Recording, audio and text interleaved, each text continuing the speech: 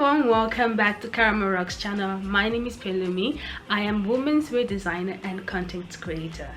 In today's video, I'll be showing you how to make a simple cow neck slip dress, how to make the pattern, and also how to sew it.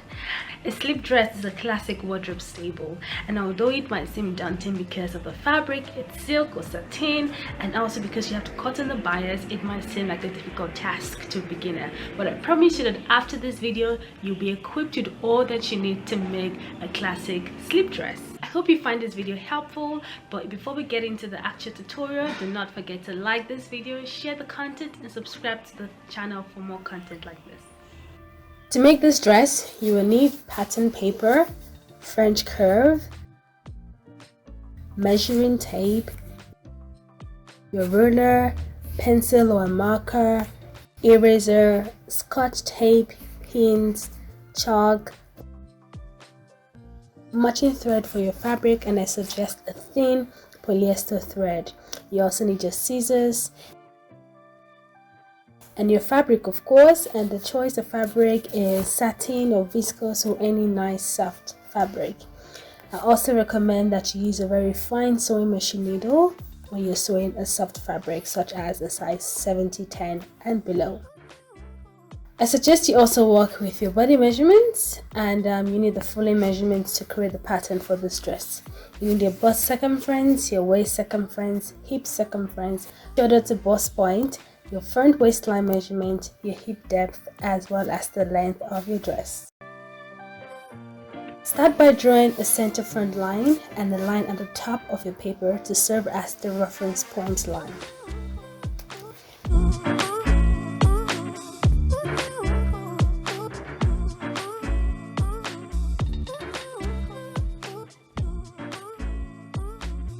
Then mark the vertical measurement by first marking inwards at the 3-inch point and at the 8-inch point on the reference line.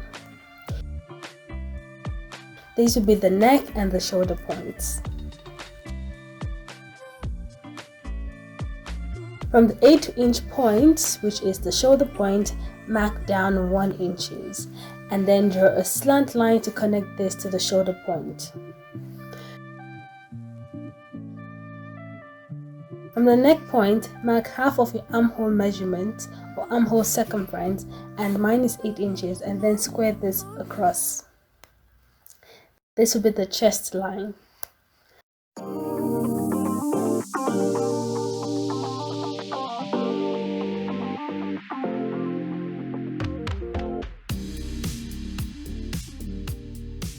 On the chest line, mark 8 inches as well, and then connect this to the shoulder point with a straight line. Next, mark the bust point line like so, and mine is 10 inches, and then you have to square that across, which will serve as the bust line.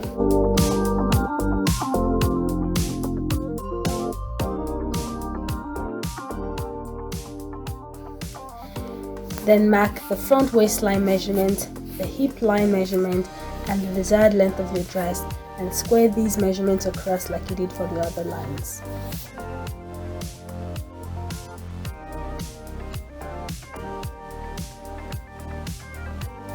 Now we'll mark the horizontal measurements. On the chest line, mark quarter of your breast circumference.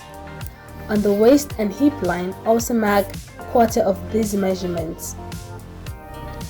On the hemline, however, you need to add 4 inches to the quarter of the hip measurement.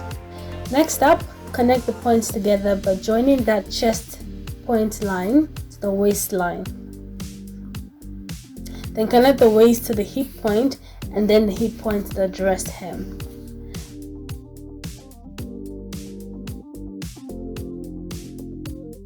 Afterwards, add half an inch seam allowance all around, and this will give you your full front dress pattern. To create the cow neck effect of this dress, first finish the armhole by marking at the half point of the armhole line and drawing the armhole curve to meet the chest line. Then draw a horizontal line to square across the mid armhole point.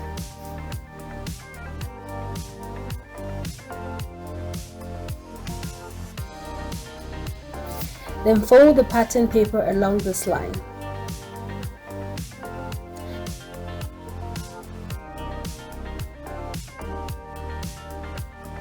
Cut the extra paper on the side by following the armhole curve. This will serve as a front facing as well as give us a neat cowl neckline effect. Then cut out the remaining pattern.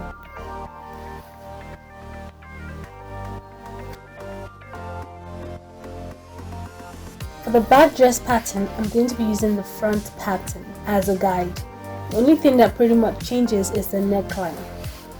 To do this, get a new paper and place the center back line on the center front line, and then you have to trace the chest line, the side seams, and the hemline, because these are essentially going to be the same points. So you need to ensure that you mark these points for notches on your fabric later.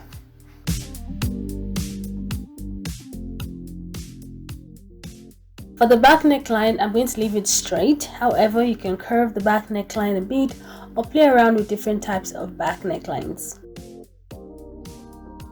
To avoid gaping at the back, I will be removing at least 1 inch from the sides and blend it into the side seams.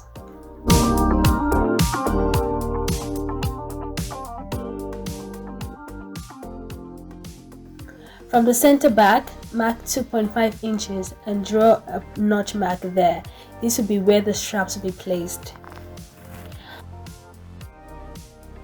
On a different paper, trace off 2 inches below the chest line to have a back facing piece.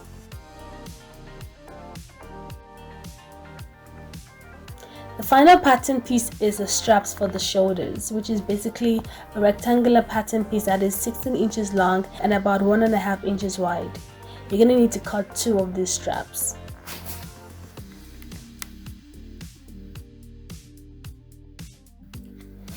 Now that the pattern pieces are complete, it's time to cut out the fabric pieces on the bias.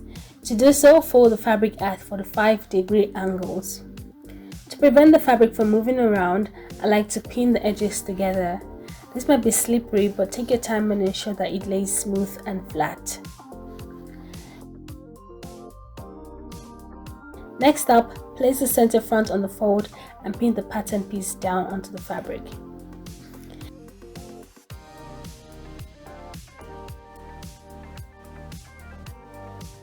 Silk is very delicate, so you want to avoid pinning a lot. I do, however, like to pin the extremities of the pattern to avoid pin marks. Alternatively, you can use pattern weights. Another tip is that when you're cutting your fabric, do not pull on the fabric or stretch it as you cut, as this could distort the shape.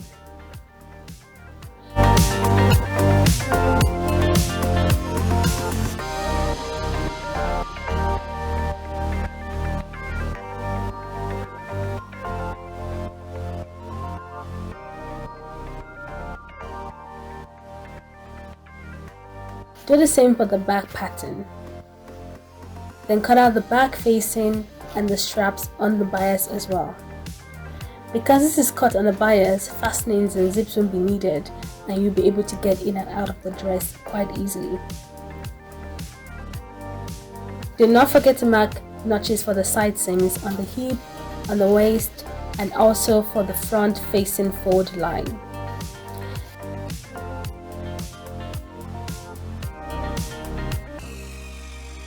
This is what the fabric pieces looks like after you're done cutting, and you should have 1 piece for the front, 1 piece for the back, 1 piece for the back facing, as well as 2 pieces for the straps. Now we can go ahead and join all this together to create the dress. But before we start sewing, we need to take a needle and thread to sew tailor's markings on the notches so that we do not lose them while we're sewing. Afterwards, finish all the raw edges of the facings and the armhole with an overlocking stitch on your machine or a serger. The first thing to do is to sew up the straps. Fold and pin the straps in half and sew with 1/4 inch seam allowance.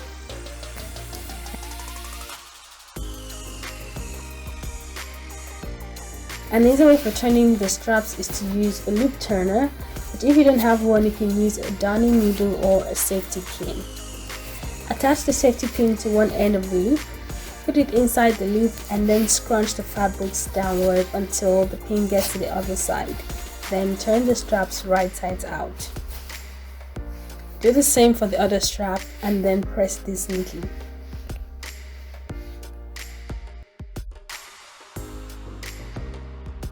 Find the front facing fold and place the straps between where the notch is and pin this down. You need to also pin along the armhole as well. Repeat the process for the other side and stitch with 1/4 inch seam allowance on the armhole.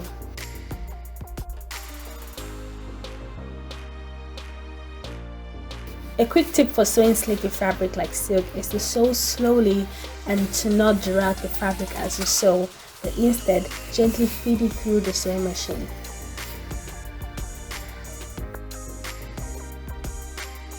After sewing, make notches around the armhole to ease the armhole a bit, and then stitch the seam allowance down by top stitching it to the wrong side. Then give it a good press and should have a clean finish to look like this. To attach the back straps, pin them on the right side of the back fabric where the straps notches are. Ensure that the straps are straight while you're pinning them. Then place the back facing on top of the back fabric, right sides facing, and pin this. Stitch with a straight line at 1/2 inch seam allowance close to the edge.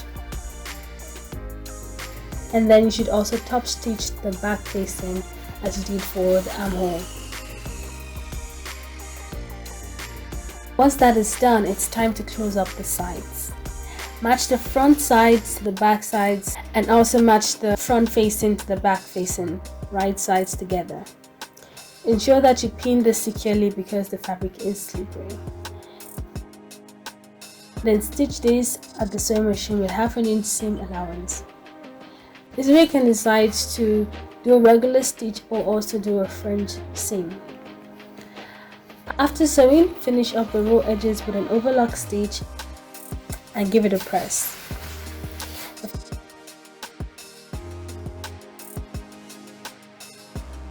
Final stitch to make is to finish the hemline. To do this, fold the hemline in by 1/4 inch twice and stitch very close to the edge. Give everything a final press and your dress is done. I think it is quite an easy dress to make when you get the pattern right and you stitch very neatly.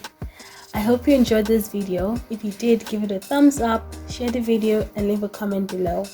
And also do not forget to subscribe to Caramel Locks channel for more tutorials like this. Happy sewing and I'll see you in the next video. Bye.